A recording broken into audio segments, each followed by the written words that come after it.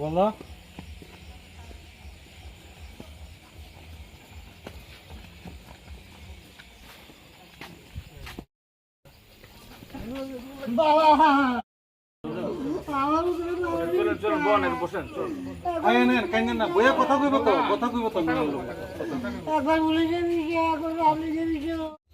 তো হইতে পারে এরকম যে একটা আইনগত ইয়েতে আদালতে কেস করতে হইতে পারে, আমরা সাহায্য করবো সবটাই, আমরা কোনো ইয়ে লাভ করবো।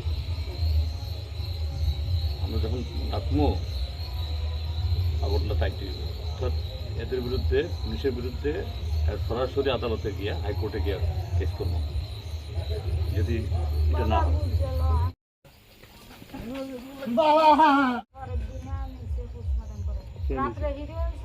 পুলিশ নিয়ে গেছে রাত্রেবেলা additional SP, SDPO, government DCM সবাই এসে তার লগে তার বডিতে যে দাগ আছে সমস্ত কিছু আমরা চাইছি আপনারা লিখিত দিয়ে যাইতেব। যদি বডি এখান থেকে নিতে হয় আমরা চাইছি চেলাগাঁ হসপিটালে করার লেগা।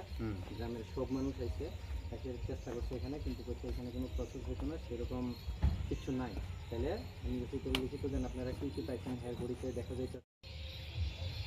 তোরা আয়া একদিন পরের দিনে আয়া জিজ্ঞেসে জিজ্ঞেসে গেলে কেটে গেছে পর্যন্ত আর কোনো আসে না, কখনো তারা আসে। তাহলে আপনার যে এই জীবিত জিজ্ঞেস করছিলাম, জিজ্ঞেস করার পরে যেটা সিএম রিপোর্ট না হওয়া পর্যন্ত আমরা এখন কিছু করতে পারছি না, তদন্ত চলছে এদেরকে জানাই। আমি তো কিনে গেছিলাম থানায়। আপনাদের এফআইআর ছেলে মেয়ে কজন? দুই ছেলে, মেয়ে আছে না? বড় না, ও ছোট আছিল। ওর নাম কি জানি আসছিল?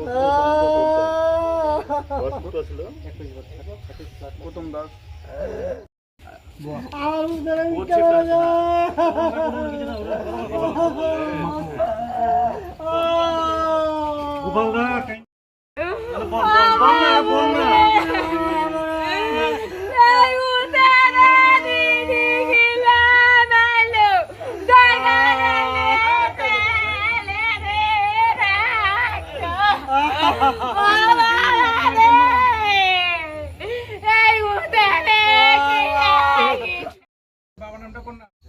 ক্ষতিপূরণ। এটা তো পাপের বিষয়, এটা এটা হলো পাপ। এটা তো আরো জনে মাথা বাড়ি দিয়া ইয়ে দিব, তোমার বাইরে মেরে লাইলেও এখন 5 লাখ টাকা লেবুলে দাঁড়িয়ে। এটা করো না, এটা করলে কিন্তু আমরা সাহায্য করতাম না। পরিষ্কার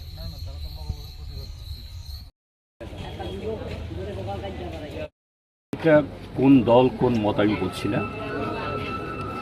অপরাধীরা নিজেদেরকে বাঁচানোর জন্য দলের নাম নেয় কেউ কেউ।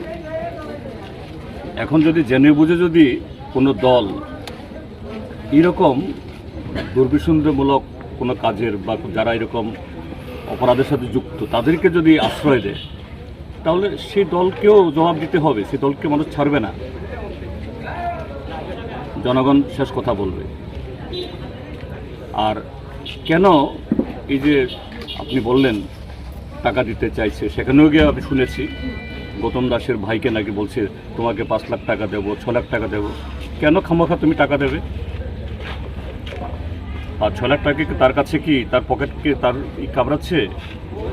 এটা হলো অপরাধীর স্বভাব। অপরাধীরা মনে করে আমি তো 5-6 লাখ টাকা দিলেই তো আমি একদম লক্ষণ করে ফেলতে পারি। এত সহজ, এত সস্তা? হ্যাঁ, কাজী এর বিরুদ্ধে আমাদের সোচ্চার হতে হবে। তা না হলে পরে কি হবে? এইভাবে আজকে চেলাগাং, কালকে নতুন বাজার, পরশু করবুক, তারপর দিন অন্য জায়গাতে সর্বত্র একদল মুষ্টিমেয় আর প্রশাসনের মধ্যেও নতুন বাজার থানা যে অফিসারটা এই কাজটা করেছে, এইসব কুলাঙ্গারদের জন্য গোটা ত্রিপুরা সরকার হবে, এটা হতে দেওয়া যাবে না। এখানে গত কদিন আগে এখানকারই একজন যুবক ছেলে, মাত্র 21 বছর বয়সের গৌতম দাস, নতুন বাজার থানা এলাকার এক যুবতীর সাথে তার সম্পর্ক ছিল